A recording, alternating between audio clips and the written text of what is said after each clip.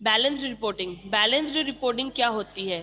A balanced news report is one that discusses all point of view in particular story and allows the reader or viewers to make up their own mind about the issue. Balance reporting होती है कि जिसमें दोनों points, यानी कि सरकार का point और जो जनता है उसका पॉइंट, ठीक है, दोनों को कवर किया जाए। कोई स्टोरी है तो उसमें सरकार क्या कह रही है और जनता क्या उस बात पे कह रही है, उन दोनों बातों को कवर किया जाए और अलाउ किया जाए रीडर और अपना अपना माइंड सेट उसके बारे में, make up their own mind about the issue. जो भी वो प्रॉब्लम है उसके बारे में जो रीडर्स हैं, न्यूज़पेपर पढ़ने वाले या जो देखने वाले, उनका माइंड क्या कहता है उस इशू को लेकर, तो दोनों के पॉइंट ऑफ व्यू जाने जाएं, वो चीज ही होती है balance reporting. It is important for the newspaper or the television company to be unbiased while reporting. Unbiased माने होता है पॉइंट ऑफ व्यू, प्रोस्पेक्टिव, कि आपकी विचार कैसे हैं, आप किस नजरिए से देखते हो, नजरिया होता है, ठीक है। तो ये इंपॉर्टेंट होता है न्यूज़पेपर के लिए या टेलीविजन कंपनी के लिए, to be unbiased while reporting, कि वो अनबायस्ड रहें, किसी के नजरिए पर डिपेंड ना करें, ठीक है। ये नहीं कि वो कह दे सरकार सही कह रही है या वो सिर्फ एक चीज को नहीं, जनता सही कह रही है सरकार गलत कह रही है। उनका काम है एक मिडिल पार्ट प्ले करना, समझ रहे हो।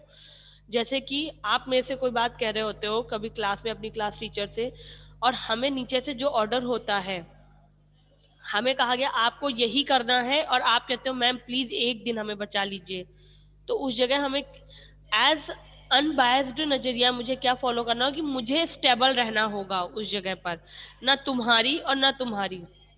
जो मैं ना, मुझे वहां से कहा जा रहा है कि आपको ये चीज करवानी है और आपसे कहा जा रहा है कि आप कह रहे हो नहीं मैम एक दिन का टाइम दे दो, तो मैं कह दूं नहीं सर एक दिन का बच्चों को टाइम दीजिए, तो मैंने आपका नजरिया अपना लिया कि आप जो कह रहे हो, कि आप जो एक्सक्यूज दे रहे हो मैं उसको फॉलो कर रही हूँ, वो गलत होगा, ठीक है। या सर कह रहे हैं कि नहीं आपको ये चीज करनी है और एकदम कर देनी है, तो वो भी मैं अगर वो सर का नजरिया अपना लूं तो वो भी गलत होगा मेरे लिए, ठीक है।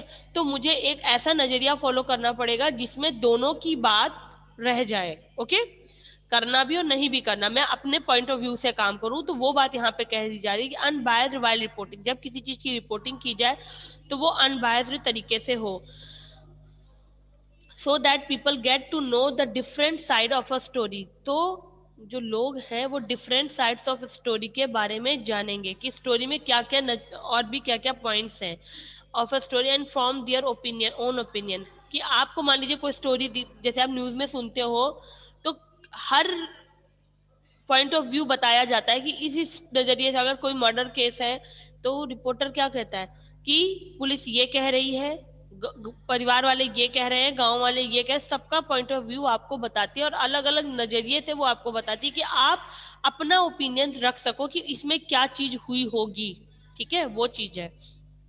An unbiased media helps people to make decision independently without being influenced by the views expressed in the media.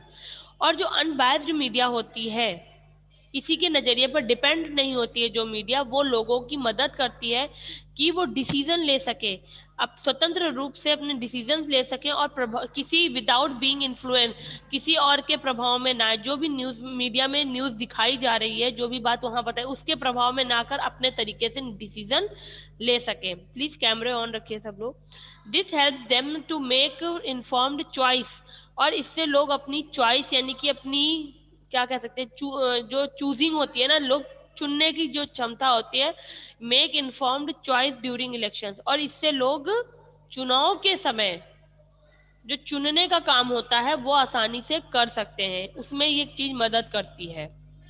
अगर सरकार का नजरिया सही है, जनता सबके पॉइंट ऑफ व्यू सुनेगी, तो उसको पता चलेगा कि नहीं ये सरकार क्या कह रही है, ये कौन क्या करेगा। जैसे अभी बिहार में हुआ, सबने अपना अपना पॉइंट ऑफ व्यू दिया, सारे नेता जा रहे थे, रैली हो रही थी, पर जनता ने मीडिया के थ्रू सबकी बातें सुनी, जो लोग नहीं थे वहां या जो थे भी लोग सुन रहे थे, पर उनको जो माइंडसेट करना था, ठीक है, उन्होंने उस माइंडसेट के अकॉर्डिंग नीतीश जी को जिताया। वही चीज है कि वो चीज इलेक्शंस के समय, चुनाव के समय लोगों को हेल्प करती है किसी को चुनने में। Informed choice during election, whenever we read a news report, जब हम कोई न्यूज रिपोर्ट पढ़ते हैं, we need to ask our self, तो हमें जरूरत होती है अपने आप से पूछने की what the news is telling us, कि वो न्यूज हमें क्या बता रही है, and what is not telling us, वो हमें क्या नहीं बता रही है।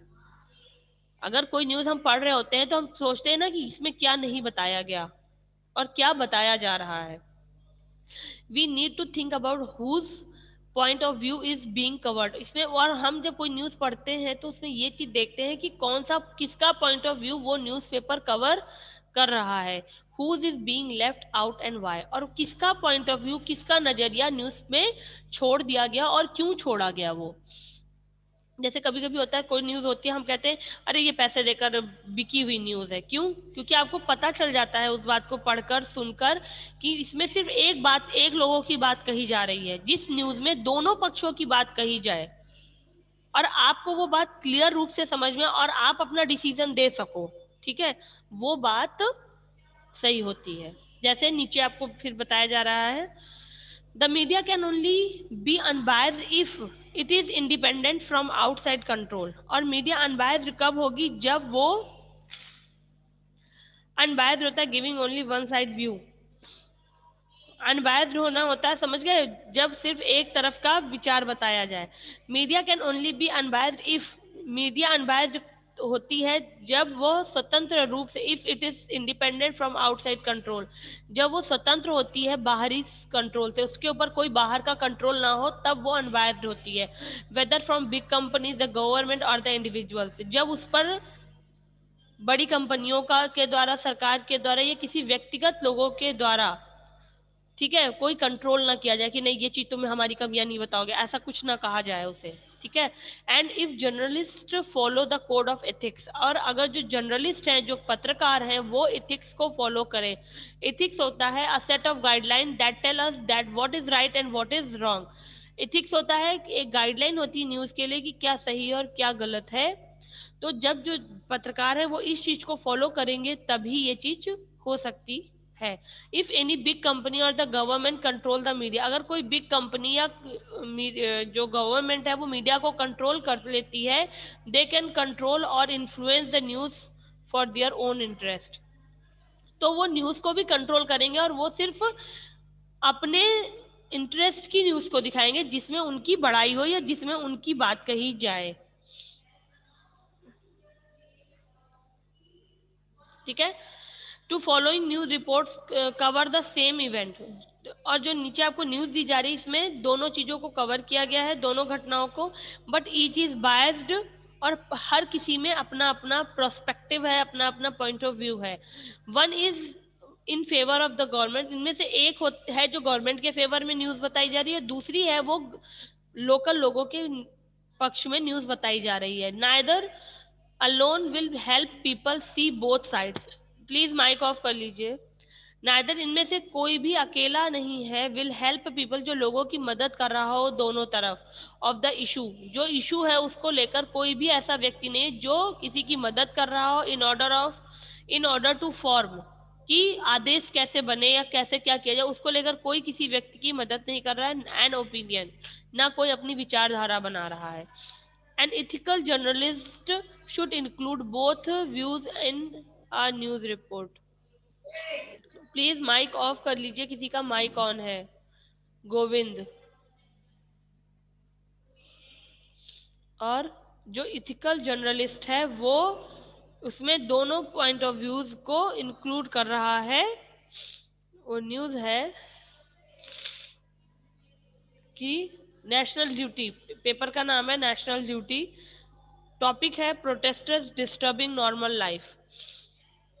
इंदौर में 15 अक्टूबर को various tribal groups were violently protesting against the government decisions to build a dam on the river.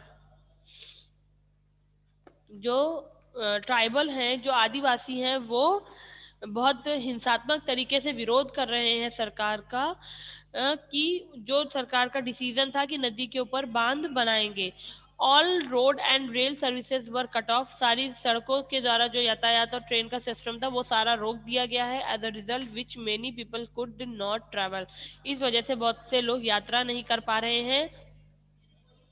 The government believed that the dam would supply water for irrigation, provide hydroelectricity and protect the areas against flood.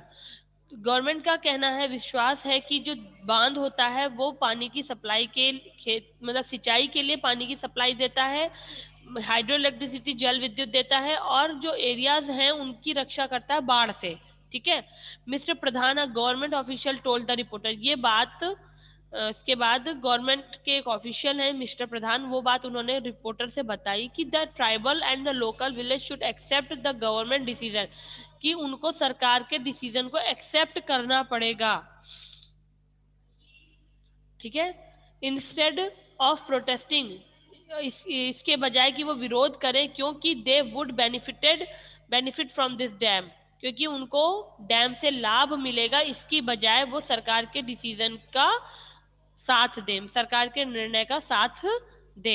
ठीक है, ये बात यहाँ पर हुई पहली। दूसरी बात कही जा रही है, इंदौर में in the dam causes unrest among locals, dam जो है वो लोगों में अस्थिरता का कारण बन रहा है। कहाँ पर? इंदौर में ही।